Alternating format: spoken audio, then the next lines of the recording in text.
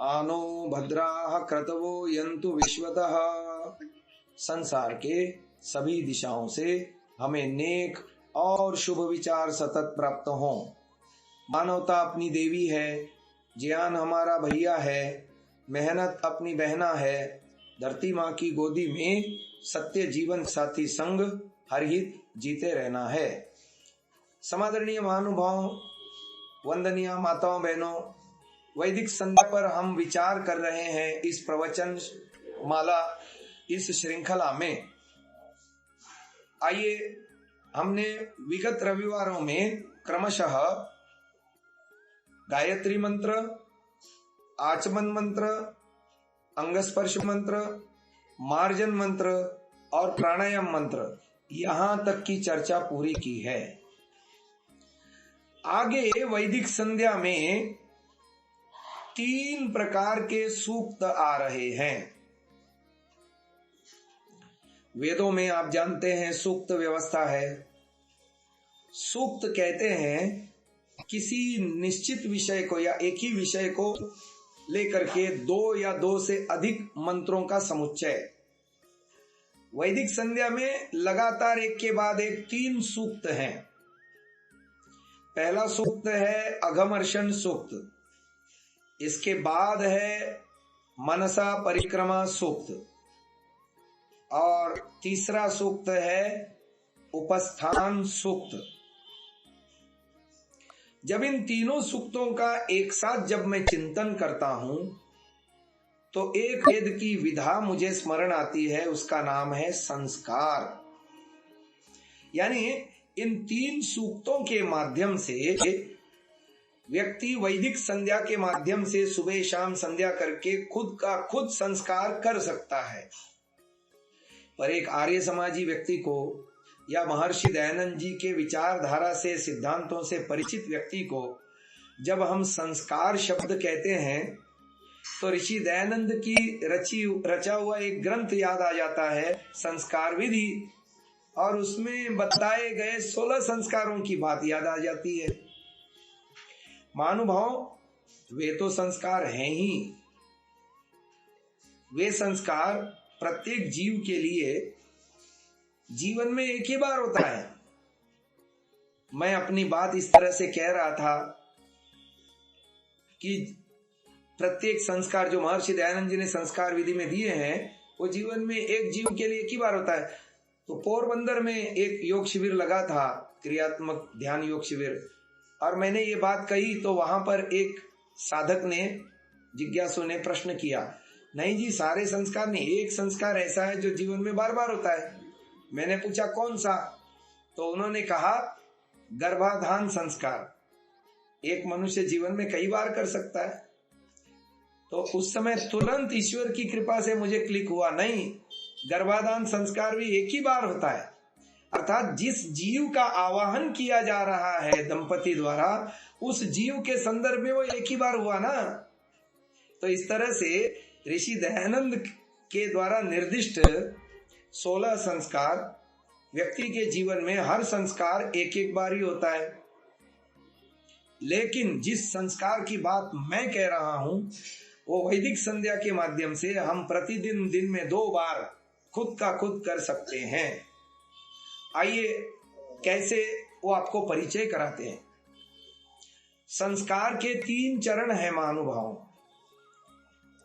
पहला चरण है दोष मार्जनम, दूसरा चरण है हीनांग पूर्ति, तीसरे चरण का नाम है अतिशय आधान, संधि कर देंगे तो अतिशयाधान। ये जो तीनों नाम मैंने आपको बताए वैदिक संध्या में क्रमशः दोष मार्जनम का अघमर्षण के साथ संबंध है,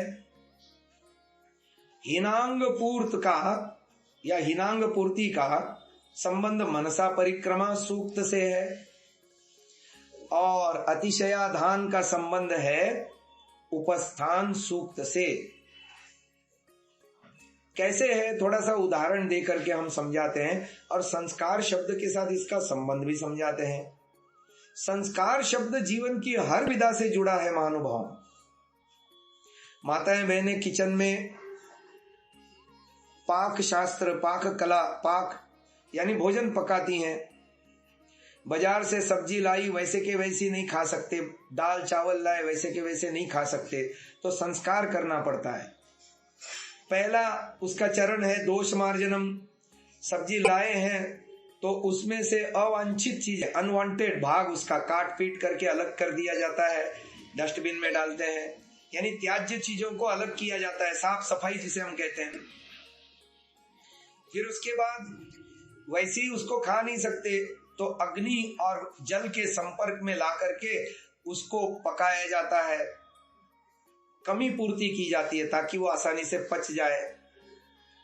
और कोई भी सब्जी में दूसरा उसका एडिशनल वैल्यू यदि आप देते हैं, जैसे आलू जी महाराज किचन में हमारे एक ऐसे पदार्थ हैं जो किसी भी सब्जी के साथ फिट हो जाते हैं, तो ये अतिशय का प्रावधान। या हम दाल बनाते हैं तो दाल में बघार लगाते हैं, छोंक लगाते हैं, वैसे भी देशी भाषा में उसको संस्कार भी कहते हैं, छोंक लगाने को। तो ये अतिशय का आधान कर दिया। एक उदाहरण हो गया। एक और उदाहरण लेते हैं। हम सोना खान से मिलता है, वो कच्चा सोना ला करके उसको तपाया जाता है, उसके मल नष्ट किए जाते हैं। कल्पना कीजिए उसका कोई आभूषण बनाना है, कल्पना करते हैं मुद्रिका, अंगूठी बनानी है, तो उसको सांचे में ढाला जाता है, मुद्रिका का आकार दिया जाता है। तो दोष मार्जनम के रूप में हमने उसके मल नष्ट कराए अग्नि में तपा के, फिर सांचे में ढाल करके हीनांग पूर्ति करी। जो कमी बेशी थी, सोना वैसे के वैसे तो पहन नहीं सकते, आभूषण बनाना पड़ेगा, तो सांचे में डाल करके उसकी अंगूठी बनाई। अब उस अंगूठी के ऊपर एक और हीरा जड़ देते हैं, अतिशय आधान, तो अब वो मुद्रिका पहनने लायक हो गई। आप कहेंगे संस्कार तो चेतनों पे होता है, आपने ये दोनों उदाहरण जड़ों के दे दिए, तो चलो जी चेतनों का भी उदाहरण दे देते हैं। कोई बच्चा हमारे घर में जन्म लेता है तो उसको हर चीज सिखानी पड़ती है। महानुभावों, मनुष्य का ज्ञान नैमित्तिक होने से पशु पक्षियों को उनका जीवन जीने के लिए जो ज्ञान विज्ञान है परमात्मा पहले से मस्तिष्क में भर के भेजता है, दिमाग में उसके एनकोडेड भेजता है। यानी पशुओं का ज्ञान मनुष्यतर अन्य सारे प्राणियों का ज्ञान स्वाभाविक है, उन्हें कुछ नए सिरे से सीखना नहीं पड़ता। पर मनुष्य का ज्ञान नैमित्तिक होने से हर चीज उसे सीखनी पड़ती है। तो जब बच्चा बोलना सीखता है तो तुतलाता हुआ बोलता है, और भी बहुत सारी चीजें वो गलत बोलता है। हम बड़ों को देख करके, हम बड़े एक दूसरे का नाम लेते हैं, अपने से छोटों का नाम लेके बोलते हैं, तो जो छोटा बच्चा है उनको भी वो नाम लेके पुकारता है, तो हमको उसको बताना पड़ता है कि बेटा वो आपकी दीदी है, आपके भैया हैं, आपके चाचा हैं, उनका नाम नहीं लेते, आप उनसे छोटे हैं तो उनको चाचा जी कहो वगैरह। तो भाषा के दोष उसको बताते हैं, व्यवहार के दोष उसको बताते हैं, ये है दोष मार्जनम। अब हीनांग पूर्ति क्या है? अंतःकरण की अविद्या को दूर करने के लिए उसको विद्यालय में भर्ती करते हैं, आचार्य के पास भेजते हैं। आचार्य उसके अंतःकरण में विद्या का आरोपण करके उसके जीवन की कमी को पूर्ति करते हैं, उसे सद्गुणों का आधान कराते हैं, अच्छे व्यवहार आचरण सिखाते हैं। ये हीनांग पूर्ति हो गई। और पहले ही दिन हमारे यहाँ the very beginning day of the school admission में हमारे यहाँ वेदारंभ संस्कार होता है। वेदारंभ संस्कार में आचार्य एक विधि करता है, उसे पास में बिठा करके गायत्री मंत्र का उपदेश करता है और उसे ईश्वर का ध्यान करना सिखाता है। पहले ही दिन, विद्यालय के पहले ही दिन उसको ये कार्य सिखाया जाता है महानुभावों, ताकि वो अपने जीवन में ब्रह्मचर्य, गृहस्थ और वानप्रस्थ आश्रम यानी संन्यास की दहलीज तक साधना करे और ईश्वर से दिव्यता, पवित्रता, ज्ञान, बल आदि गुणों को आधानित करे, यानी अपने अंदर भरे। तो ये उदाहरण हो गया। संस्कार के 3 चरण मैंने आपको बता दिए, दोष मार्जनम, हीनांग पूर्ति, अतिशयाधान। अब इसका वैदिक संध्या से क्या संबंध है, चलो इसको भी जानते हैं। वैदिक संध्या में जैसे मैंने कहा 3 सूक्त हैं। पहला सूक्त है अघमर्षण सूक्त, जिसका संबंध संस्कार के पहले चरण दोष मार्जनम से है। अघ कहते हैं पाप को, मर्षण कहते हैं हटाने को या खत्म करने को या समाप्त करने को। तो दोनों का अर्थ सिमिलर हो गया। दोष मार्जनम कहो या अघमर्षण कहो, एक ही बात आ गई। आगे बढ़ते हैं।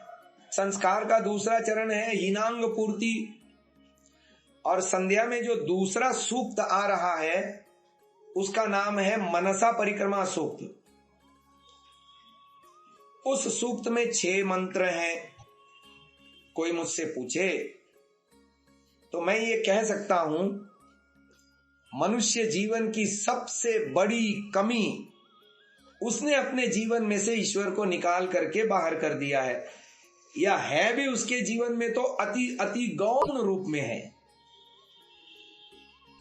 आप यदि आत्मनिरीक्षण करके देखेंगे, जो अपने आप को आस्तिक कहते हैं, ईश्वर की सत्ता में विश्वास करते हैं, वे ऐसा पाएंगे कि हम अपने जीवन में जिन वस्तुओं का प्रयोग करते हैं, जिन रिश्ते नातों का प्रयोग हमारे जीवन में है, सुबह से लेके शाम तक, जन्म से लेके अब तक, उनको हमने जितना महत्व दिया या समय दिया या शक्ति लगाते हैं, उतना ईश्वर के लिए हम शक्ति नहीं लगाते, समय नहीं लगाते, न स्वाध्याय की दृष्टि से, न ध्यान की दृष्टि से, न चिंतन की दृष्टि से।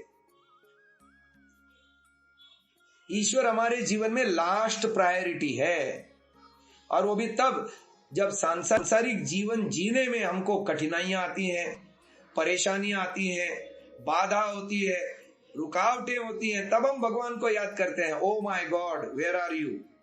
हे मेरे भगवान, कहां हो तुम? वैसे ईश्वर दिन भर याद नहीं रहता, याद करना पड़ता है। और जब भगवान को कभी याद करने को बैठ जाते हैं तो भगवान छोड़ के बाकी सारी चीजें याद आती हैं, सांसारिक विषय सारे कूद कूद के आते हैं। और जबकि सांसारिक कार्यों को करते हुए, जिनमें हमको रुचि होती है, उन कार्यों को करते हुए अन्य विचार नहीं सताते, हम प्रायः एकाग्र होकर के उन कार्यों को कर लेते हैं। जैसे कोई ऑफिस में काम कर रहा है, अकाउंटेंट है, अकाउंटेंसी कर रहा है, बिजनेसमैन है, बिजनेस का लेन देन कर रहा है, या गृहिणी है, घर में भोजन पका रही है, या आप टीवी देख रहे हैं, रुचिकर आपका कोई फिल्म देख रहे हैं, या कोई प्रोग्राम देख रहे हैं जिसमें आपकी रुचि है, उसको देखते हुए इधर उधर के अन्य विचार नहीं सताते। पर जैसे ही ईश्वर का ध्यान करने बैठते हैं, न जाने कहां ईश्वर छोड़ के बाकी सब कुछ घूमता रहता है। ईश्वर को प्रयत्न पूर्वक जबरदस्ती, महानुभाव देखिए, यही है, हमने ईश्वर को अपने जीवन में लास्ट प्रायोरिटी बना रखा है। उसको फर्स्ट प्रायोरिटी लाने का काम मनसा परिक्रमा सूक्त के माध्यम से किया जाता है। इसलिए संस्कार का जो दूसरा चरण हमने बताया, हीनांग पूर्ति, मनुष्य के जीवन की सबसे बड़ी कमी ईश्वर के विषय में कम से कम सोच पाना, ईश्वर के विषय में कम से कम ज्ञान होना, ईश्वर के विषय में कम से कम आसक्ति, रुचि, आकर्षण होना, इस कमी को दूर करने का काम मनसा परिक्रमा सूक्तों के माध्यम से किया जाता है कि हे ईश्वर, आप मेरे सामने हो, आप मेरे दाएं हो, बाएं हो, ऊपर हो, नीचे हो, आगे हो, पीछे हो, है ना। प्राची, दक्षिणा, प्रतीचि, उदीची आदि शब्दों के द्वारा वहां अभिव्यक्त है। और फिर ईश्वर का योगदान, कि ईश्वर हमारे जीवन में किस किस रूप में योगदान करता है, वो रक्षिता और ईशु के माध्यम से वहां पर वर्णित है। हर एक मंत्र में अलग अलग रक्षिता है, अलग अलग ईशु है, अलग अलग अधिपति है। अधिपति शब्दों से ईश्वर के गुणों का चिंतन और ईश्वर का हमारे जीवन में योगदान रक्षिता और ईशु के माध्यम से हम आस्तिकता को धारण करते जाते हैं, जीवन की सबसे बड़ी कमी को दूर करते जाते हैं और ईश्वर के महत्व को स्वीकारते जाते हैं। इससे ईश्वर के प्रति हमारी रुचि, आकर्षण, प्रेम दिनों दिन बढ़ता चला जाता है। अब आता है संस्कार का तीसरा चरण, अतिशयाधान, अतिरिक्त का प्रावधान, अतिशय का आधान। महानुभाव, ईश्वर में हर चीज की अतिशयता है। योग दर्शन में एक सूत्र भी है, तत्र निरतिशयम सर्वज्ञ बीजम। ईश्वर में ज्ञान की पराकाष्ठा है, ईश्वर में बल की पराकाष्ठा है, अनंत बलवान है, अनंत ज्ञानवान है। ईश्वर में शांति आदि जितने भी गुण हो सकते हैं, सात्विकता के जितने भी गुण हो सकते हैं, उन सब में ईश्वर सबसे अधिक है। महानुभाव, उस अतिशय का हम अपने जीवन में उपासना के माध्यम से आधान करते हैं। यह है उपस्थान मंत्र का प्रयोजन, जो संस्कार का तीसरा चरण है, अतिशयाधान। अर्थात उप माने समीप, आसन माने स्थिति, बैठना, ईश्वर के समीप बैठना, मैं ईश्वर में हूं, ईश्वर मुझ में है, इस अनुभूति तक पहुंचना, ईश्वर को अपने जीवन में धारण करना, ये उपस्थान का उद्देश्य है, जो संस्कार का तीसरा चरण हमें अतिशयाधान के माध्यम से बताया जाता है। तो ये संस्कार और संस्कार का संध्या के साथ संबंध आप अच्छी प्रकार समझ गए होंगे 3 शब्दों के माध्यम से, दोषमार्जनम, हिनांग पूर्ति, अतिशयाधान। आगे चलते हैं, अब उनमें से एक एक को लेकर के हम चर्चा करेंगे। पहला है अघमर्षणम। अघमर्षण के सूत्र मंत्रों का एक बार उच्चारण कर लेते हैं, बिना माइक को ऑन करे आप भी अपने मेरे साथ उच्चारण कर लीजिएगा। 3 मंत्र हैं। ओम ऋतम च सत्यम चाभिधा तपसोऽध्यजायत ततो रात्र्यजायत ततः समुद्रो अर्णवः समुद्रादर्णवादधि संवत्सरो अजायत अहोरात्राणि विदधद् विश्वस्य मिषतो वशी सूर्या चन्द्रमसौ धाता यथा पूर्वमकल्पयत् दिवं च पृथिवीं चान्तरिक्षमथो स्वः। महानुभाव, 3 मंत्र हैं जिसका शीर्षक महर्षि दयानंद जी देते हैं अघमर्षणम। अघ माने पाप, मर्षण माने हटाना। पंचमा यज्ञ विधि में, संस्कार विधि में इन मंत्रों की व्याख्या ऋषि दयानंद ब्रह्म यज्ञ संध्या के अंतर्गत करते हैं, परंतु अपनी व्याख्या में कहीं भी तीनों मंत्रों में यदि विषय आया है तो सृष्टि रचना का विषय आया है। कहीं से कहीं तक इन मंत्रों में न अघ की चर्चा है और न मर्शन की विधि है। आइए थोड़ा सा मंत्रों के अर्थों पर भी हम अनुशीलन करते हैं तो हमको पता चल जाएगा। पहला मंत्र था ऋतम च सत्यम च। इसमें ऋतम शब्द है, उसके अर्थ में दयानंद जी लिखते हैं परमपिता परमात्मा के अंदर सृष्टि को रचने का ज्ञान विज्ञान पहले से विद्यमान था, उसको ऋतम शब्द से अभिव्यक्त किया। और अभिधा तपसः, उस ज्ञान में अनंत सामर्थ्य से सत्यम, सत्यम में अर्थ किया कार्य जगत, अजायत क्रियापद है। परमपिता परमात्मा ने इस पूरे ब्रह्मांड को अपने ज्ञान में अनंत सामर्थ्य से उत्पन्न किया। ये ऋतम च सत्यम च अभिधा तपसोऽध्यजायत, इतने मंत्रांश का अर्थ हुआ। आगे मंत्र आ रहा है ततो रात्र्यजायत। संधि विच्छेद करेंगे तो ततो रात्रि अजायत। अर्थ किया ईश्वर प्रलय रूपी रात्रि को भी करता है, यानी जैसे ये सृष्टि को रचता है तो ये सृष्टि का सर्ग काल हुआ ब्रह्म दिन, और जब 4 अरब 32 करोड़ वर्ष पूरे हो जाएंगे सृष्टि के तो सृष्टि का विनाश भी करेगा, उसको कहते हैं ब्रह्मरात्रि। तो ततो यहां रात्रि से तात्पर्य ऋषि दयानंद ने प्रलय को लिया है। ब्रह्म दिन माने सृष्टि और ब्रह्म रात्रि माने प्रलय। फिर आगे आया मंत्र में ततः समुद्रो अर्णवः। समुद्र का अर्थ ऋषि दयानंद करते हैं पृथ्वीस्थ जलाशय, धरती पर जो पानी है, और अर्णव का अर्थ ऋषि दयानंद ने किया आकाशस्थ जलाशय, ततः समुद्रो अर्णव। ये पहले मंत्र का अर्थ हो गया। इसमें कोई अघ की चर्चा नहीं, न मर्शन की विधि है। दूसरा मंत्र ले लेते हैं, समुद्रात अर्णवात अधि संवत्सरो अजायत। पहले मंत्र का जो अंतिम टुकड़ा था कि पृथ्वीस्थ जलाशय समुद्र और आकाशस्थ जलाशय अर्णव रचा है, उन्हीं दो शब्दों को लेकर के दूसरे मंत्र में शुरुआत करी कि समुद्रात अर्णवात अधि। पंचमी का एक वचन है समुद्रात, समुद्र को उत्पन्न करने के अधि माने पश्चात, अर्णव को उत्पन्न करने के अधि माने पश्चात। क्या किया परमात्मा ने? संवत्सरो अजायत। संवत्सर कहते हैं साल को। ऋषि दयानंद का अर्थ वहां पर है क्षण मुहूर्त प्रहर आदि काल की रचना की। अर्थात पृथ्वी जब सूरज के चारों ओर एक चक्र पूरा करती है तो संवत्सर होता है। यानी पृथ्वी को इस प्रकार की गति दी है परमात्मा ने, सूर्य आदि पिंडों, और सूर्य के चारों ओर पृथ्वी एक चक्कर पूरा करने से साल होता है। फिर साल में क्या क्या होता है? 2 अयन होते हैं, उत्तरायण दक्षिणायन। 6 ऋतुएं होती हैं, वसंत, ग्रीष्म, वर्षा, हेमंत, शरद, हेमंत और शिशिर। 12 मास होते हैं। सूर्य की 12 राशियों में जो है अलग अलग प्रकार का सुख होता है, अलग अलग प्रकार का जीवात्मा के लिए परमात्मा सृष्टि में अन्न, खाद्यान्न, फल, मेवे, शाक आदि अलग अलग उत्पन्न करता है।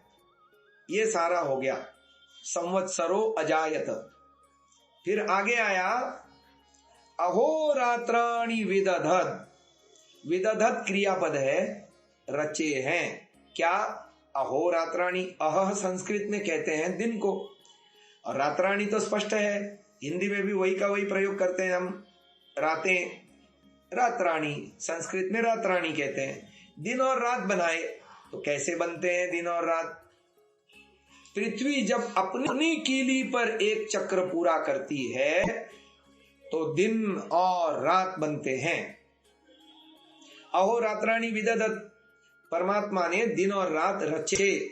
फिर आगे मंत्रांश छोटा सा बचा, अहोरात्राणि विदधत विश्वस्य मिशतो वशी। विश्व को अपने वश में करने वाले ईश्वर ने कि संवत्सर को बनाया और दिन और रात बनाए।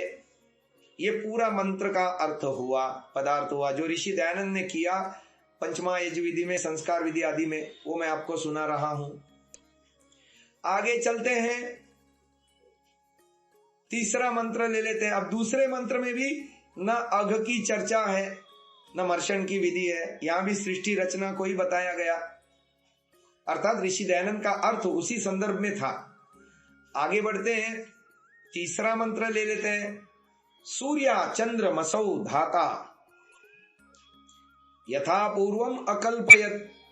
सूर्य चंद्रमा को धारण करने वाले ईश्वर ने ये जो सृष्टि रची है अभी वर्तमान में, यथा पूर्वम, पहले कल्प में, यानी अब जो सृष्टि है उससे पहले प्रलय था, प्रलय से पहले भी सृष्टि थी, और ये सृष्टि प्रलय लगातार क्रम चलता आ रहा है अनादिकाल से। तो अब जो सृष्टि बनी है, ऋषि दयानंद ने अर्थ किया यथा पूर्वम अकल्पयत का। अकल्पयत क्रियापद है, अकल्पयत रचा। कैसे रचा? तो बोले पूर्व कल्प में जैसे सृष्टि रची थी वैसे ही इस कल्प में भी रची है। यहां पर एक बात हो सकती है कि ईश्वर एक जैसी सृष्टि बनाता है। क्यों भाई, हर बार नया नया बनाना चाहिए ना, एक जैसी क्यों बनाता है? बोर होने वाली बात हो गई। इससे तो अच्छा मनुष्य है, हर बार कुछ नया करता है, एक ही काम को नए नए तरीके से करता है। कोई नास्तिक ऐसा प्रश्न पूछ सकता है तो ईश्वर से मनुष्य श्रेष्ठ हो गया? ऐसा नहीं है। इसका उत्तर वैदिक स्कॉलर से कोई पूछे तो वो इस तरह से देगा कि देखो भाई, मनुष्य अल्पज्ञ है, मनुष्य सीखता है। ईश्वर थोड़े ही अल्पज्ञ है, ईश्वर तो सर्वज्ञ है। तो ईश्वर के लिए सीखने का कंसेप्ट ईश्वर के साथ जुड़ ही नहीं सकता, एक बात। दूसरी बात, ईश्वर पूर्ण होने से, उसका ज्ञान पूर्ण होने से उसकी कृति में भी पूर्णता है। उसमें नवीनीकरण या सुधार दोनों की संभावना ही नहीं है। नवीनीकरण या सुधार की संभावना किसमें होती है? हम और आप जीवों के कृति में होती है, क्योंकि हम हर बार नया सीखते हैं, हम हर बार और दक्ष होते हैं। जिस काम को आज हम कर रहे हैं, कल उसी काम को करेंगे तो पहले की अपेक्षा और बेहतर और अच्छा और सुधारित ढंग से कर सकते हैं, क्योंकि हम स्वभावतः अल्पज्ञ हैं, कभी भी सर्वज्ञ नहीं हो सकते। कितना ही सीख लें, और नया सीखने की हमें गुंजाइश है, संभावना है। परमात्मा का तो ऐसा नहीं है ना, वो तो पूर्ण है, पूर्ण ज्ञानी है, उसकी कृति भी पूर्ण है और उसकी हर कृति में पूर्णता है, इसीलिए वो एक जैसी है। तो यथा पूर्वम अकल्पयत माने वो हर कल्प में एक जैसी सृष्टि बनाता है, उसमें कोई सुधार या नवीनीकरण की संभावना समाप्त हो जाती है परमात्मा के पूर्ण होने से, सर्वज्ञ होने से। आगे बढ़ते हैं, यथा पूर्वम अकल्पयत। फिर आगे बताया, दिवम च पृथ्वीम च अंतरिक्षम अथो स्वः। तीन लोकों की बात आई है, दिवलोक, पृथ्वीलोक, अंतरिक्ष लोक। इन सब में वो व्याप्त हो रहा है, इन सबको बना के इनको धारण करता है वगैरह। और सुख को अथो स्वः, और सुख को भी उसने धारण किया है। तो पता चला कि तीनों मंत्र समाप्त हो गए। ऋषिकृत अर्थों में कहीं से कहीं तक न अघ की चर्चा है, अघ माने पाप, और न कोई मर्शन की विधि दी है।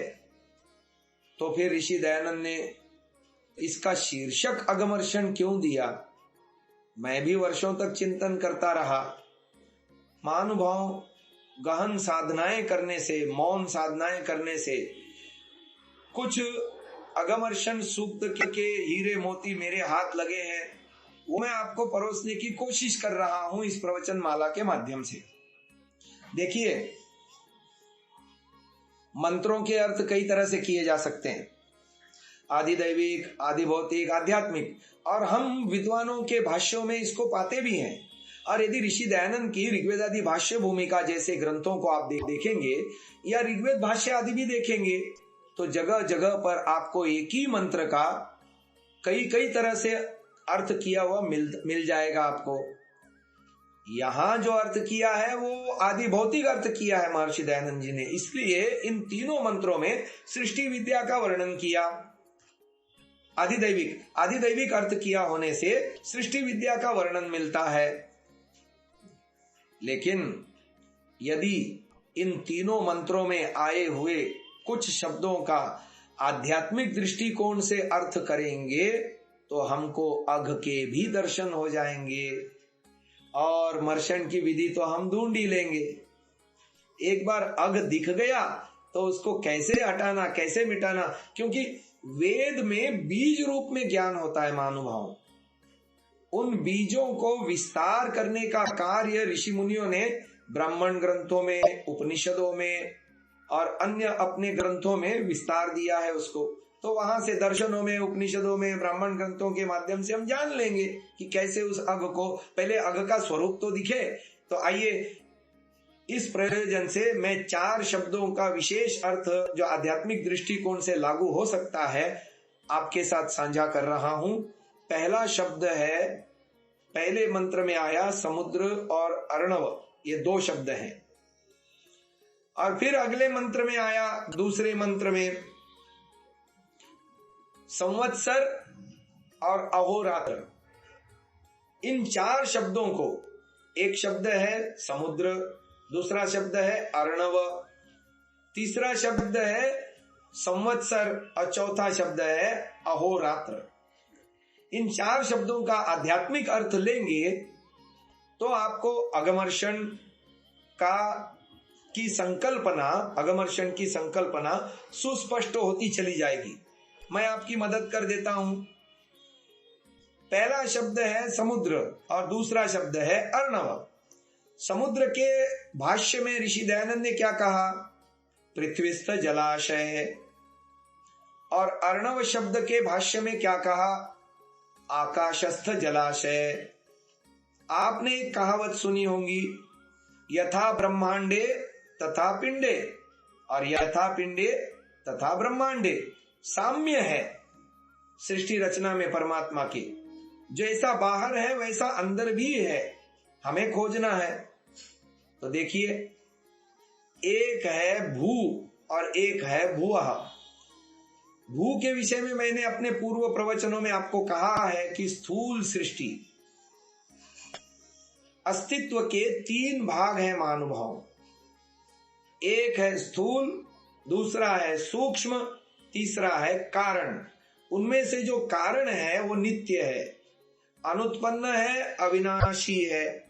और नित्य पदार्थ 3 है, ईश्वर, जीव, प्रकृति, जिसमें हम भी एक हैं, यानी जीवात्मा, और पृथक वर्तमान प्रकृति। अब चेतन जीवात्मा और परमात्मा, जीवात्मा के लिए परमात्मा प्रकृति से सृष्टि रचना करते हैं। उस सृष्टि रचना के भी 2 भाग हैं, एक स्थूल और एक सूक्ष्म। यहां पर समुद्र का संबंध स्थूल से है और अर्णव का संबंध सूक्ष्म से है। कैसे संबंध है अभी बताते हैं। हमारा ये जो स्थूल अस्तित्व है, मानव शरीर, वो 100 ट्रिलियन कोशिकाओं से बना हुआ है, ऐसा आज का चिकित्सा विज्ञान, मेडिकल साइंस कहता है। 100 ट्रिलियन कोशिकाएं हैं मानव शरीर में, और एक एक कोशिका में लंबी चौड़ी डीएनए, जिसे हम जीन कहते हैं, जीन की लंबी चौड़ी श्रृंखला है। और इस बात का परीक्षण कर लिया गया है कि हम अपने सेंस ऑर्गन से, अपने ज्ञानेंद्रियों के माध्यम से जो कुछ भी ग्रहण करते हैं, इनपुट अंदर जाती है, दृश्य, श्रव्य और घ्राण, सूंघने के माध्यम से, चखने के माध्यम से, स्पर्श के माध्यम से, उसके संस्कार 21 बार या लगातार या रुक रुक के भी यदि वो अनुभूति हमारे अंदर जाएगी, तो कोशिका के अंदर जो जीन स्तर है उसमें जाकर के वो टाइप हो जाएगा, और वो टंकन हमको वैसा ही सोचने, वैसा ही करने, स्मृति के रूप में आएगा। हम उसको रिकॉल कर सकते हैं। तो महानुभाव, और एक है अर्णव। अर्णव का अर्थ ऋषि दयानंद करते हैं आकाशस्थ जलाशय। तो स्थूल माने पृथ्वी और सूक्ष्म माने अंतरिक्ष। तो अंतरिक्ष में, हमारे अंदर का अंतरिक्ष, उसमें क्या है? अंतःकरण चतुष्टय है, मन, बुद्धि, चित्त और अहंकार, और इंद्रियों के सूक्ष्म रूप, 10 इंद्रियों के सूक्ष्म रूप। उसमें एक चित्त नामक पदार्थ है। चित्त में भंडारण व्यवस्था है। 1 अरब 97 करोड़ वर्षों से जो हम जन्म लेते आ रहे हैं, और उनमें जो हमने अनुभूतियां की हैं, राग, द्वेष, मोह की, और सुसंस्कार या कुसंस्कार, सब वो बीज रूप में हम लेके आए हैं। और इन दोनों में हम अंतर भी कर सकते हैं, समुद्र और अर्णव में। जो भीतर का समुद्र है, यानी इस जन्म से रिलेटेड हमारे स्मृतियां हैं, उनकी हम वीडियो रिकॉल कर सकते हैं। बचपन में मेरा किसी के साथ झगड़ा हुआ, कल्पना करते हैं, उसने लकड़ी से मेरा पैर तोड़ दिया, टांग तोड़ दी, फ्रैक्चर आ गया पैर में, और 2 महीने तक प्लास्टर चढ़ा रहा। दिनचर्या आदि करने में मुझे बड़ा असुविधा हुई, दर्द हुआ सो अलग। तो दुखानुशयी द्वेष, दुख लिया गया ना, तो दुख के कारण द्वेषज कर्माशय बना। अब ताउम्र में उस घटना की वीडियो फिल्म स्मृति द्वारा देख सकता हूं। ये समुद्र लेवल की बात हो गई। लेकिन अर्णव लेवल में पिछले जन्मों में, किसी जन्म में ऐसा ही मेरा किसी के साथ झगड़ा हुआ था, कल्पना करते हैं, और उस समय किसी ने मेरा सिर फोड़ दिया था डंडा मार करके, टाके लगे, कई दिन बेड रेस्ट लेना पड़ा, बड़े दुखी हुए। अब वो दुख के द्वेषज कर्माशय के संस्कार इस जन्म में भी कैरी फॉरवर्ड होके आए हैं, परंतु उसका मैं वीडियो रिकॉल नहीं कर सकता। अब अंतर स्पष्ट हो गया समुद्र और अर्णव का, कि चित्त के अंदर जन्म जन्मांतर के जो संस्कार हम लेके आए हैं वो जीवित हैं। वो संस्कार ज्यों के त्यों काम करेंगे अपना, वो अंकुरित होंगे, वो क्या कहते हैं, पल्लवित होंगे, पुष्पित होंगे, फलित भी होंगे। ऐसे ही इस जन्म में भी जो हमने अनुभूतियां एकत्रित की हैं, सुना है, देखा है, चखा है, सूंघा है, छुआ है, और उससे जो हमारी स्मृतियां बनी है, उसको भी हम स्मृति रूप में उभार सकते हैं, परंतु ये इस जन्म से रिलेटेड है, उसकी वीडियो फिल्म हम देख सकते हैं। पिछले जन्मों के संस्कारों की वीडियो फिल्म नहीं दिखती। इसको ऐसा समझिए, आम की गुठली में पूरा का पूरा आम का वृक्ष है, पर वो नहीं दिखता। वो कब दिखेगा? जब आप उसको बोएंगे, अनुकूल वातावरण उसको मिलेगा, खाद पानी सब कुछ मिलेगा, तो वो अंकुरित होगा और फिर वो निकल आएगा, और फिर जब बड़ा होगा उसमें पत्र पुष्प फल आदि लगेंगे, तब वो पूर्णता को प्राप्त होगा, है ना। लेकिन बीज में वो सब कुछ है, आम की गुठली में है आम का पेड़, दिखता नहीं। ऐसे ही जन्म जन्मांतर के संस्कार हैं, उसकी वीडियो रिकॉल नहीं हो सकती, लेकिन इस जन्म के संस्कारों की वीडियो रिकॉल हो सकती है। तो ये समुद्र और अर्णव क्लियर हो गया, स्पष्ट हो गया। आगे चलते हैं। अगला शब्द आता है संवत्सर। महर्षि दयानंद जी ने संवत्सर का अर्थ किया है क्षण, मुहूर्त, प्रहर आदि काल। पर ये कैसे होते हैं? जब पृथ्वी अपनी कीली, अपने पृथ्वी सूरज के चारों ओर एक चक्र पूरा करती है तो। और बाह्य सृष्टि में हम क्या देखते हैं? एक साल में 2 अयन होते हैं, अलग अलग ऋतुएं होती हैं। अलग अलग ऋतुओं में जीवात्मा के लिए परमात्मा अलग अलग प्रकार के सुख प्रदान करता है। गर्मियों का अलग मजा है, शीत ऋतु का अलग मजा है ना, और वर्षा का अलग मजा है, आनंद है।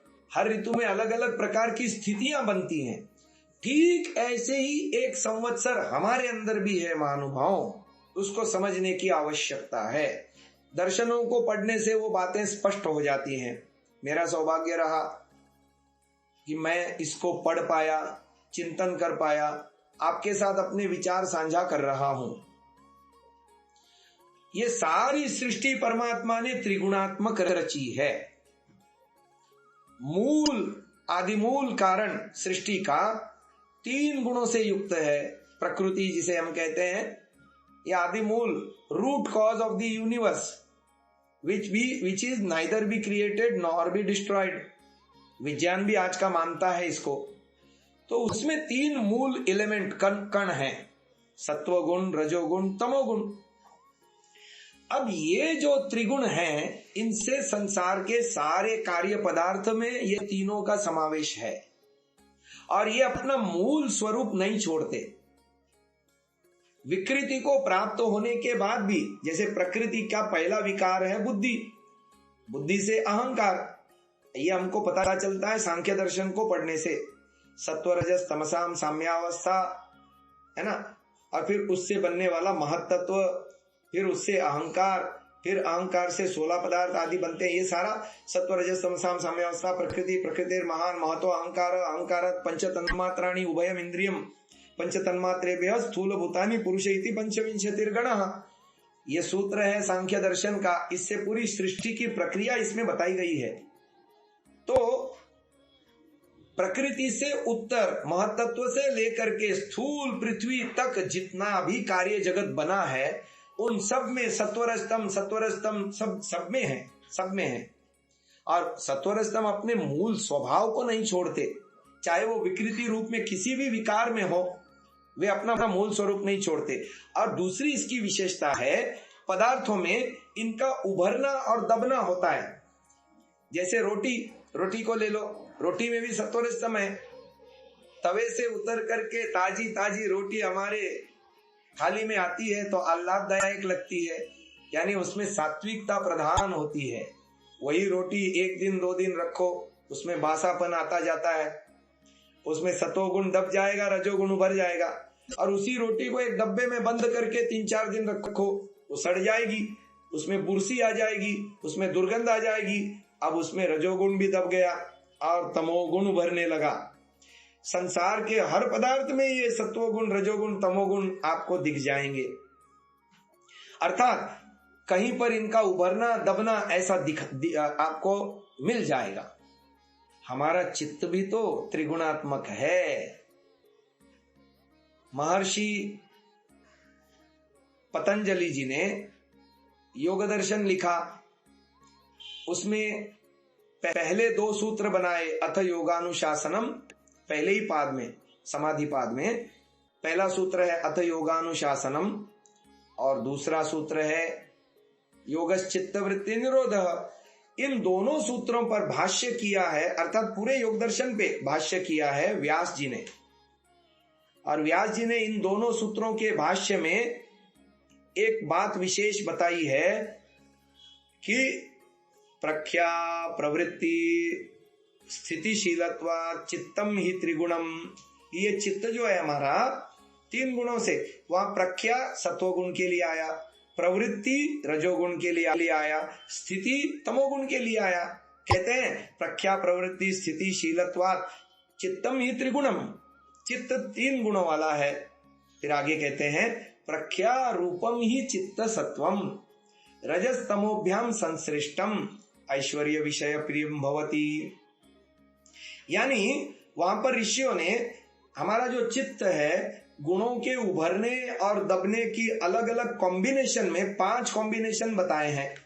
उन 5 कॉम्बिनेशन में उन्होंने एक एक नाम दिए हैं, तो उन नामों को मैं आपके सामने दोहराता हूं। क्षिप्त, मूढ़, विक्षिप्त, एकाग्र और निरुद्ध। क्षिप्त अवस्था में, जैसा मैंने अभी थोड़ी देर पहले आपको व्यास जी का वचन कहा, प्रख्या रूपम ही चित्त सत्वम रजस तमोभ्याम संश्रिष्टम, यानी रजोगुण और तमोगुण उसमें उभरे रहते हैं या एक्टिव मोड में रहते हैं या क्रियारत रहते हैं, स्वाभाविक है। तीसरा गुण जो है सत्वगुण पूरी तरह से दबा रहता है, होता है पर वो इनएक्टिव होता है, कार्यरत नहीं होता, शांत होता है या सोया रहता है, ऐसा कहो, उसको कहते हैं क्षिप्त। दूसरी स्थिति क्या बताई? तदेव तमसा अनुविद्धम अधर्म अज्ञान अवैराग्य ऐश्वर्योपगम अनैश्वर्योपगम भवति। यानी जब तमोगुण उभर जाता है और रजोगुण और सत्वगुण दोनों दब जाते हैं या इनएक्टिव हो जाते हैं, उसको मूढ़ अवस्था कहते हैं। मूढ़ अवस्था का शीर्षासन है विक्षिप्त अवस्था, जो तीसरी अगली अवस्था है। मूढ़ अवस्था में क्या था? तमोगुण उभरा था, एक्टिव था, रजोगुण सत्वगुण दबे थे। अब शीर्षासन का मतलब हो गया सत्वगुण और रजोगुण क्रियाशील हो जाएंगे और तमोगुण दब जाएगा पूरी तरह से, उसका नाम है विक्षिप्त। ध्यान दीजिएगा, क्षिप्त अवस्था में जो सबसे पहली अवस्था मैंने वर्णित की, रजोगुण और सत्वगुण ये दोनों एक्टिव थे। मूढ़ अवस्था में तमोगुण एक्टिव था और विक्षिप्त अवस्था में सत्वगुण और रजोगुण दोनों एक्टिव थे, एक्टिव हो गए। क्योंकि मूढ़ अवस्था में लक्षण थे चित्त में धर्म अधर्म अज्ञान अवैराग्य अनैश्वर्य, और इधर चित्त में लक्षण उत्पन्न हो गए विक्षिप्त अवस्था में धर्म ज्ञान वैराग्य ऐश्वर्य। क्यों? क्योंकि सत्वगुण है। महानुभाव, ये 3 अवस्थाएं सांसारिक मनुष्यों की है। मैं पहले भी ये विषय आपको बता चुका हूं, प्रसंग आया है तो दोबारा बता रहा हूं संवत्सर के संदर्भ में। तो हम देखते हैं, हाँ, इसके बाद 2 अगली अवस्थाएं योग की अवस्थाएं हैं। जो एकाग्र अवस्था है उसमें चित्त में रजोगुण और तमोगुण दोनों शांत हो जाते हैं। जो विक्षिप्त अवस्था में सत्वगुण के साथ रजोगुण भी सम्मिश्रण में था, वो अब एकाग्र अवस्था में चित्त प्रवेश करते ही या चित्त की अवस्था एकाग्र बनते ही रजोगुण पूरी तरह से शांत हो जाता है। तमोगुण तो पहले ही शांत हो चुका था विक्षिप्त में, अब केवल सत्वगुण प्रधान अवस्था आ गई। अब देखिए यहां से योग शुरू होता है और महर्षि दयानंद जी की परिभाषा देखो इन्हीं दो सूत्रों पर, योगश्चित्त वृत्ति निरोधा, और एक और सूत्र उन्होंने लिया तदा द्रष्टु स्वरूपेव स्थानम। इनके भाष्य में वो लिखते हैं मनुष्य रजोगुण तमोगुण युक्त कर्मों से मन को रोक, शुद्ध सत्वगुण युक्त हो, पश्चात उसका भी निरोध कर, एक ईश्वर और धर्मयुक्त कर्म इनके अग्रभाग में चित्त का ठहरा रखना निरुद्ध। ये एकाग्र के बाद अगली समाधि है निरुद्ध। योग दर्शन की परिभाषाओं में इसके अन्य नाम भी हैं। एकाग्र समाधि का नाम है असंप्रज्ञात समाधि, संप्रज्ञात समाधि, और निरुद्ध समाधि का नाम है असंप्रज्ञात समाधि। अब ये चित्त की अलग अलग अवस्थाएं हो गई। तो महानुभाव ये है संवत्सर। जैसे बाहरी सृष्टि में अलग अलग साल के 12 महीने होते हैं, 6 ऋतुएं होती हैं, 2 अयन होते हैं, अलग अलग स्थितियां होती हैं, ऐसे हमारे चित्त की भी त्रिगुणात्मक होने से, उभरने दबने से ये स्थितियां बनती हैं। ये संवत्सर है। अब यहां पर अघ का स्वरूप स्पष्ट हो जाता है। जैसे ऋषि दयानंद का लेख हमने सुना, रजोगुण और तमोगुण से संयुक्त होकर के जब हम सोचते हैं, बोलते हैं, क्रियाओं को करते हैं, यही तो है अघ। अघ माने पाप। रजोगुण में क्या होता है? व्यक्ति स्वार्थी बनता है। रजोगुण में क्या होता है? व्यक्ति के अंदर राग और द्वेष जगते हैं। रजोगुण में क्या होता है? व्यक्ति के अंदर एषणाएं पनपती हैं, एषणाओं के पीछे भागता है व्यक्ति। और तमोगुण में क्या होता है? तमोगुण में अज्ञान बढ़ता है, उल्टे काम बढ़ते हैं, है ना, पतन के रास्ते पे आदमी चल पड़ता है। वैसे तो रजोगुण से ही पतन शुरू हो जाता है। राग और द्वेष बंधन का कारण है, स्वस्वामी संबंध बंधन का कारण है, एषणाओं से संयुक्ति बंधन का कारण है। और बंधन दुख देते हैं, बंधन कोई चाहता नहीं, पर रजोगुण का प्रभाव ऐसा है और उसने अपनी आदत बना ली है रजोगुणी होने की, रागी होने की, द्वेषी होने की, मोह यानी अज्ञान में पड़ने की। उसने स्वभाव बना लिया है। कभी उसने सत्वगुण की महत्ता और सत्वगुण की आवश्यकता अपने जीवन में वैसी अनुभव नहीं की जैसे उसको करना चाहिए। और ऋषि दयानंद के उस वाक्य को समझने का प्रयास नहीं किया कि मनुष्य रजोगुण तमोगुण युक्त कर्मों से मन को रोक सकता है जीवात्मा, लेकिन उसने उस दिशा में कदम नहीं बढ़ाए और इसीलिए बेचारा दुखों में पिस रहा है। जन्म मरण, उसमें मैं भी आ गया महानुभाव, मैं कोई अलग नहीं हूं, मैं भी तो जन्म मरण के चक्र में फंसा हुआ हूं, लेकिन मेरे को समझ में आ गया और मैं लाइन में लग गया कि कैसे मैं अपने रजोगुण को और तमोगुण को कम करता जाऊं और जीवन में सात्विकता को बढ़ावा देता जाऊं। और मैं चाहता हूं ये अगमर्षण सूक्त को जैसा मैं समझाऊं आप भी समझें और ऋषियों की बताई हुई बातों को अपने जीवन में आत्मनिरीक्षण करके लागू करें। किस अंश में कितना रजोगुण मेरे जीवन में अभी हिलोरे मार रहा है, जो मुझे एकाग्र अवस्था यानी सत्वगुण प्रधान अवस्था बनाने में बाधक बन रहा है। तो उस अघ के स्वरूप को हम जाने, पहचाने और उसे दूर करने के लिए स्टेप्स उठाएं। तो ये अगमर्षण का मैंने 2 मंत्रों का आपको कुछ व्याख्यान बता दिया। यहां तक के व्याख्यान में आगे की व्याख्यान हम अगले संडे को, अगले रविवार को विषय पूरा करेंगे। अभी समय समाप्ति की ओर तेजी से दौड़ रहा है। जितनी बात बताई गई है इनमें यदि आपको कोई शंका हुई हो समझ में न आई हो तो आप पूछ सकते हैं। तो संवत्सर की बात मैंने आपको योग दर्शन के आधार पर समझाने का प्रयास किया। अघ का स्वरूप भी बता दिया कि रजोगुणी होने से हमारे जीवन में राग द्वेष होते हैं, स्वार्थ होता है, मेरा तेरा होता है, और कैसा होता है, स्वस्वामी संबंध होता है, इदन्न मम का भाव नहीं आता जीवन में। और क्या होता है, ऐष्णाएं होती हैं, पुत्रेष्णा, वित्तेष्णा, लोकेष्णा। और जब तमोगुण छा जाता है तो अज्ञान बढ़ता है, व्यक्ति अधर्म की राह पकड़ता है और व्यक्ति के जीवन में पतन का दौर चल पड़ता है, विपरीत मार्ग चुन लेता है, न करने योग्य कामों को करता है, निषिद्ध कामों को करता है, वेद विरुद्ध चलता है, ईश्वर की आज्ञाओं का भंग करता है, ऐसे ऐसे करता है। ये सारा पाप का स्वरूप है। संसार में आसक्ति भी पाप है। ये मैं नहीं कह रहा, ऋषि लोग कह रहे हैं। मैंने आपको ये प्रमाण इससे पहले कई प्रवचनों में मेरे सुना होगा, आपने नहीं सुना होगा तो फिर से एक बार सुनिए। चित्त नदी नाम उभयतो वाहिनी वहती कल्याणाय वहती पापाय च, या तो संसार प्राग भारा अविवेक विषय निम्ना सा पाप वहा। जीवात्मा की दो गतियां हैं, या तो वो संसार उन्मुख होकर के चलता है, या तो वो ब्रह्म उन्मुख होकर के चलता है। संसार उन्मुख होकर के जो दिशा बहती है, चित्त की धारा, नदी, चित्तरूपी नदी की धारा, वो अविवेक विषय को ढालान बना करके बहती है। और ऋषियों ने स्पष्ट कहा सा पाप वहा, पाप को ही अघ कहते हैं दूसरी भाषा में। तो राग, आसक्ति, संसार को कैसे इस आसक्ति से छूटना अगले प्रवचन का विषय होगा।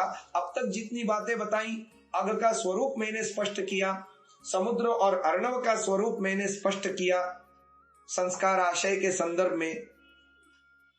तो इन विषयों में कोई शंका हो तो आप में से कोई महानुभाव पूछ सकते हैं। हमारे पास 4-5 मिनट अभी हैं। आचार्य जी, मैं ही पूछ लेता हूँ अभी जब तक कोई और पूछता है। जी, आपने बताया है कि जीवन में जब रजोगुण और तमोगुण बढ़ते हैं जी, तभी ये दुख और ये इनको हमें कम करना है जीवन में, तभी सतोगुण को बढ़ाना है। जी, वैसे तो हमारी स्थिति तो संसार की तरफ ज्यादा है और सारी ऐष्णा भी है। जो आपने अब गुण बताए वो सारे हम लोगों में भरे हुए हैं। मैं प्रैक्टिकली पूछना चाहता हूँ कि हम जीवन में जब विभिन्न हमारे जीते समय पूरे दिन कंडीशंस आती हैं, तो उसमें रजोगुण तमोगुण को कैसे कम करें। कभी कभार बहुत सारे प्रैक्टिकली कुछ ना कुछ बहुत सारे एग्जाम्पल हो सकते हैं, और उन विपरीत परिस्थितियों में सतोगुण को बनाए रखने का कोई प्रैक्टिकल सॉल्यूशन, जिससे कि हम धीरे धीरे अपनी स्थिति को इम्प्रूव करें। सबसे बड़ा साधन है ईश्वर प्रणिधान, जो हमसे नहीं होता या हम मिस करते हैं उसको। इसमें सबसे बड़ा साधक तत्व है ईश्वर प्रणिधान। ईश्वर प्रणिधान करने से धीरे धीरे करके सत्वगुण अवस्था, प्रधान अवस्था को हम प्राप्त होते चले जाते हैं। हमारा विवेक जागृत होता है। बिना ईश्वर प्रणिधान के विवेक भी नहीं जागृत होता। अविवेक की स्थिति में ही तो हम गड़बड़ करते हैं सारी। हमको ये पता नहीं चलता कि संसार को साधन बनाना चाहिए, साध्य नहीं बनाना चाहिए। और विवेक की स्थिति आएगी ईश्वर प्रणिधान से। ईश्वर को साथ में जोड़ेंगे, ईश्वर की महत्ता को समझेंगे और ईश्वर के गुण कर्म स्वभाव को जानेंगे और उसकी शाश्वतता, नित्यता को जानेंगे और उसकी गरिमा को जीवन में जैसे जैसे स्वीकार करते जाएंगे, संसार फीका होता चला जाएगा, संसार कम महत्व का होता चला जाएगा, वैराग्य का स्तर बढ़ता चला जाएगा। और उसके लिए एक ही बात है, अभ्यास। ईश्वर प्रणिधान के लिए है अभ्यास। नियमित दोनों समय सुबह शाम बैठ करके उसका अभ्यास करें। फिर दिन में भी ईश्वर को याद करने का अभ्यास करें। ईश्वर के गुण कर्म स्वभावों का बार बार चिंतन करें। ईश्वर के योगदान को अपने जीवन में स्वीकारते चले जाएं। इधर वैराग्य होगा। देखो, उपाय भी बता रहे हैं, समस्या तो बता रहे हैं ऋषि, उपाय भी बता रहे हैं। तत्र वैराग्येण विषय स्रोतः क्रियते। विवेक दर्शन अभ्यासेन विवेक स्रोत उद्घाट्यते इति उभयाधीनः चित्तवृत्ति निरोधः। ये व्यास जी के मैंने आपको शब्द बता दिए कि दो धाराएं बता दी, एक पापवाह एक कल्याणवाह। तो पापवाह से कल्याणवाह कैसे जाएंगे? तो कहते हैं वैराग्येण, वैराग्य के द्वारा विषय स्रोत का बांध दिया जाता है, और विवेक दर्शन के अभ्यास से एक वैराग्य दूसरा अभ्यास, अभ्यास वैराग्याभ्याम तन्निरोधः। ये सूत्र भी अलग से बनाया महर्षि पतंजलि जी ने, और इधर व्यास जी ने भी उसका उल्लेख किया कि हमको, और उसका प्रमुख साधन है ईश्वर प्रणिधान। ईश्वर प्रणिधान से वैराग्य भी सिद्ध होगा, विवेक भी आ जाएगा, फिर हम अभ्यास करते चले जाएंगे, हमारे लिए मार्ग आसान होता चला जाएगा। क्या मैं आपके प्रश्न का ठीक से समाधान कर पाया? जी बहुत बहुत धन्यवाद आचार्य जी। अब अभी एक प्रश्न है, आशा गुलिया जी, आप अपना अनम्यूट करके अपना प्रश्न पूछ सकती हैं। जी पूछिए। नमस्ते आचार्य जी। नमस्ते जी। आचार्य, ये बच्चों में से मोह नहीं छूटता, और तो कंट्रोल हो जाओ बहुत सी चीजों पे, लेकिन ये मोह है ना, ये कम नहीं हो रहा बिल्कुल भी। हाँ, उसका तरीका ये है, जो आपका नहीं है उसका अपने मानसिक अधिकार छोड़ दो। ये ईश्वर की देन है और ये ईश्वर की ही संपत्ति है। बचपन से यदि आदत बनाई होती ना, तो आज आप अब तक संस्कार बन चुके होते। कोई बात नहीं, जब जागे तब सवेरा। अब ये कहो कि ये सब ईश्वर की है, ईश्वर का ही है ना, सब कुछ ईश्वर का है, मेरा कुछ नहीं है। आज यदि प्राणांत हो जाता है तो मुझे इनको छोड़ के जाना है। यहाँ सब कुछ अस्थाई है, कुछ भी स्थायी नहीं है। दूसरी बात, उसका असली मालिक ईश्वर है, भगवान है। ईश्वर ने मुझको एक दायित्व दिया है, कर्तव्य दिया है। कर्तव्य मान करके संतान के प्रति जो दायित्व है निभाएंगे ना, तो मोह नहीं बनेगा। और मोह क्यों बनता है? जब हम अपना मानते हैं, खुद का मानते हैं, स्वामित्व मानते हैं। स्वस्वामी संबंध तोड़ने का वही उपाय है ईश्वर प्रणिधान। अगेन ईश्वर प्रणिधान यहाँ आ गया। देखो, हम बोलते तो हैं ये सब कुछ ईश्वर का है, पर अंदर से स्वीकार नहीं करते। हम असल में चोरी कर रहे होते हैं। जो जिसका है उसका न मानना, खुद का मान बैठना, ये चोरी है मानसिक। तो वो चोरी छोड़ देंगे तो सारी समस्या का हल हो जाएगा। जी, ये सोचते तो हैं आचार्य जी, लेकिन अभी इतना नहीं कर पा रहे। सोचते तो हैं, आज अगर हम देखो कल। बिल्कुल, तो उसका उत्तर है अभ्यास। अभ्यास, बार बार के अभ्यास से। और देखिए, उसके लिए भी पतंजलि ने सूत्र बनाया।